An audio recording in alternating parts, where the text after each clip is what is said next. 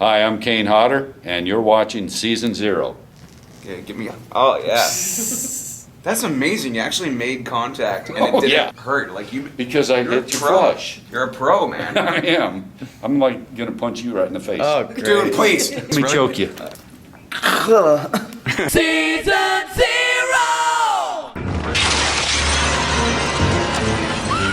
You've pretty much spent the last, 20 years not being able to see in your peripheral vision. What kind of stuff happened during Hatchet? Well, there are things, there are actually a lot of scenes, as Jason more so, have one eye covered with makeup. So that's already one eye gone. Then you have a lens over the good eye, which is foggy, and the hockey mask, which is out here. See, if you do this and put it next to your eye, not as bad, but when you put it out here, severely limits your overall peripheral vision. So many times that I would step incorrectly and hit the deck. Twice on the ship in Jason Takes Manhattan, I did that. Because I don't want to show Jason looking down to see where he's walking. So even though I can't see shit down here, can I say that? Mm-hmm. Absolutely. Oh my God. Even though I can't see shit below me, I don't want to look down because I think it weakens the character. So I have to always just step and hope I'm stepping the right way, and sometimes it doesn't work that way. Whenever I would watch the previous movies before I started playing the character, I always thought because he has a mask on, if he was motionless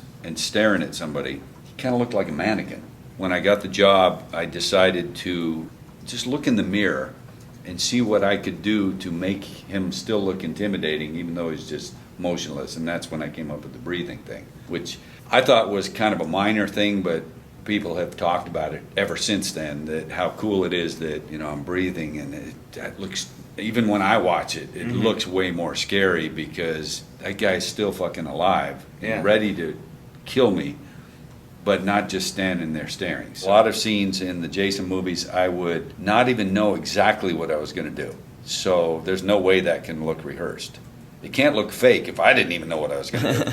The first time somebody said, my favorite thing about you playing Jason is, I love how you turn your head and then your body turns afterwards. And I was like, it does?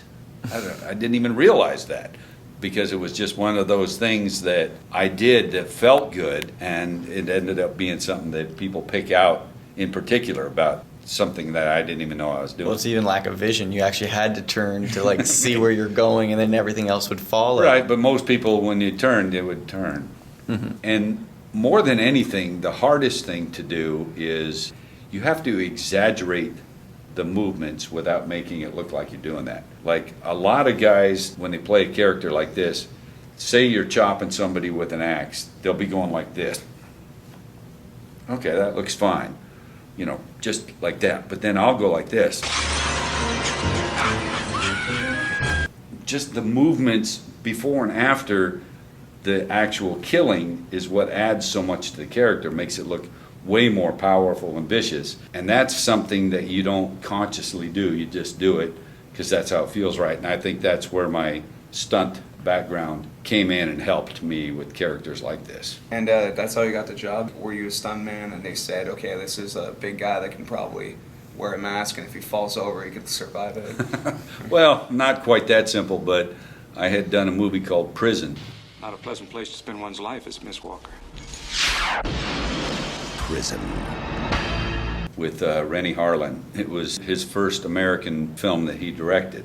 And I was a stunt coordinator on it. And at the end of the movie, they asked me to put a full body makeup on and play a character just for a couple shots. The character was Forsyth. It was full foam latex from my ankles to the top of my head. Appliances on the head and everything had to be glued. 3.5 hour makeup.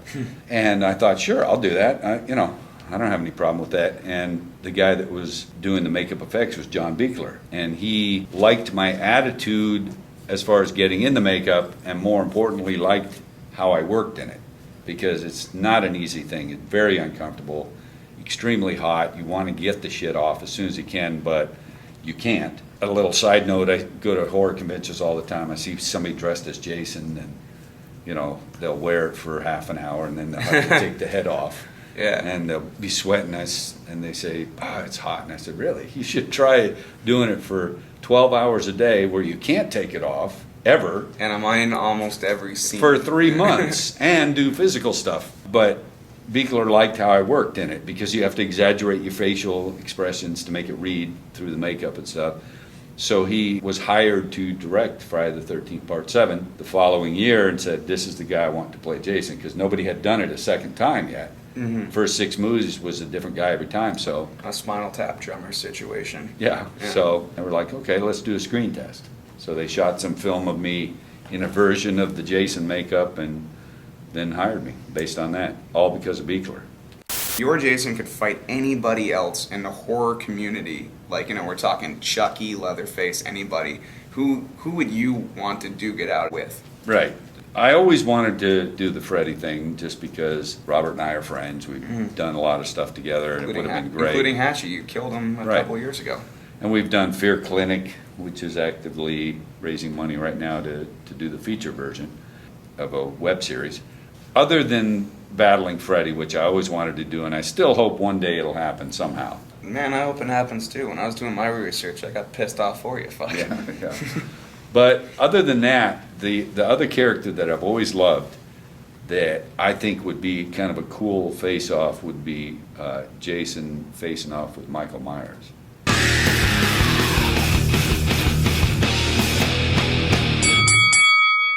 Because they're similar. And they don't talk. They don't. Neither of them talks, and they both do the head tilt and. Yeah, would you need like those 80s style like managers like Paul Bearer and Jimmy Hart to do all the Paul like, Bearer. my Jason will kill you. He has a machete. Yeah, I think those two characters being similar in the way they act and stuff would be kind of a cool battle. First time I ever heard you talk was in Hatchet 2 when you said my son, and then you weeped, and I was like, wow, that's a 180. Yeah, see? That's what you got to do. You got to do scenes that you never expected, and that's what Adam Green does for me.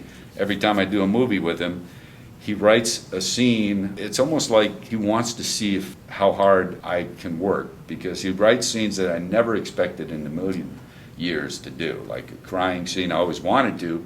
I never thought anybody'd give me a chance. I had a sex scene in Hatchet 2, which I never thought I would do. Nobody wants to see me having sex on screen. They want to see me killing people. Yeah, And yeah, then, right. you know, yeah, he right. had me dancing. Yeah, against the wall when your Right. wife was dying of cancer. And so, yeah, Adam always comes up with something new for me to do. Even the kissing scene, you know, before the sex scene. You got to challenge yourself as an actor, and I never anticipated ever even being an actor. I just wanted to be a working stuntman. So just to have these opportunities, I feel really fortunate. And I'm sure he'll keep coming up with stuff for me to do. So I'm almost afraid to read the next script he writes. It's just, what are you going to have me do now? But it'll be a Apparently you're gonna challenge. tap dance. Naked.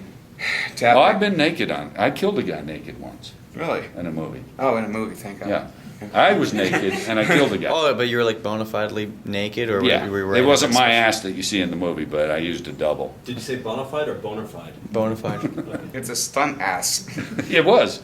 He didn't I, mean to become an actor. He just wanted to be a stunt ass, but eventually he got to that I'm situation. gonna kill you soon. I know, please, get... It was a movie where I was the werewolf human version. Whenever it was the werewolf, it was my buddy Rick, who I work with all the time. So you transform from a werewolf back into a human, you're not gonna have clothes on. Alrighty. It's a compliment, in a way. I guess. I don't know. Would you like to see me naked? Sure. Like everyone naked. Yeah, okay, so... Threw you off there, didn't I? We just watched a really old interview with you with Arsenio Hall. It was one of the funniest things I ever saw because you stayed in character. You know, you got too close, you'd look at him, he'd get scared. Working on the streets of New York, did you get a lot of people come up to you, ask for your autograph and stuff like that? Ever think about doing a musical? On set, did you do a lot of gags to people? If I close my eyes because I'm covered in makeup, and if I don't move, you can't tell by looking at me if I'm a dummy or if I'm me. Mm-hmm. So I'll always have an accomplice bring the visitor to the set over to look at the Jason dummy or the Victor dummy. Right. And I'll be propped up in a weird position, and they'll say, God, that looks real, and they'll poke at it. Thing feels real. And then I'll jump up and scare the shit out of them. That kind of stuff is just pure fun for me. I talk about it in my book. I did it on Jason X. Jim Isaac, he spent a year up in Toronto for the movie, so his kids went to school there. And his son's classmates, I think they were like 10 years old or something, I don't know. They all came to the set to visit. And I did that, jumped up, and they all screamed. And one of them pissed himself. One of them started choking on his gum. One was on the floor in a fetal position, so I just laughed my ass off. But they still tell that story in a fun way, I'll bet you. Yeah, definitely. Even the kid that pissed himself, probably happy about it. Okay, there's a couple things, and this is not bullshit, any of it. This sounds a little pompous, but I've qualified for Mensa, Okay. but did not join. I did 5 hours of testing at USC just for the challenge of it, and qualified, but declined to join. And this is a surprise to you folks. I'm actually a Justin Timberlake fan. Oh, okay. Okay. Like film-wise or music? Everything. I think he's a fucking brilliant talent. 'Cause- I really do. Because he can do everything. It's exactly He's a right. great actor. He's a great singer. He plays multiple instruments. He cried when he got punked. Yeah. Made me laugh. I actually am. So that's a big surprise. I don't think I've ever said that Really? on an interview before, but I think he's an amazing talent. I think Maybe he's you could kill him. I would love to kill you, Justin. Just step into my area and you won't escape. I wouldn't be surprised if JT, wants to get killed by Jason, Bieber lives in my neighborhood. Bieber. Yeah, Okay. so I'd like to kill him in a movie. Actually, you could take him hostage and see if Justin comes on by just to save another teen talent. Yeah, we've heard many times your favorite kill in the history, but in the Hatchet series, what was your favorite kill? Because I know your favorite kill is the sleeping bag kill. Correct.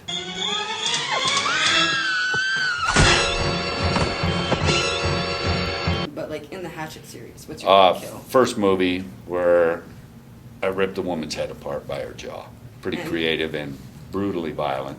Well, that's something. When you're reading the killing and when you're doing all the killing, you must be it's not just an arse slash to the throat. A lot of thought was put into this face Well, if- dismemberment. If Adam Green writes it, that is exactly the case. I rarely have to add anything to Adam Green's kills because he's fucked up in the head. I'm looking forward to seeing Hatchet 3 because pretty much you didn't have a face at the end of Hatchet 2, so I Oh, really... you think that was bad? Wait till you see the end of this one. Wait till you see Hatchet 3, people.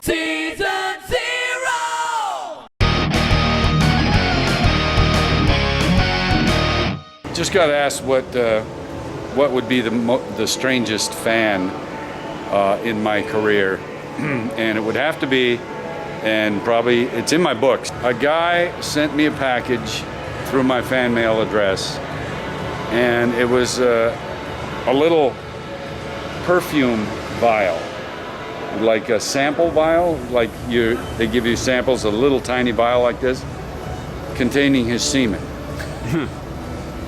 Probably 20 years ago this happened. And ever since that day, I opened my fan mail with gloves on. That's true. Wow. Fucking semen, because he was such a big fan.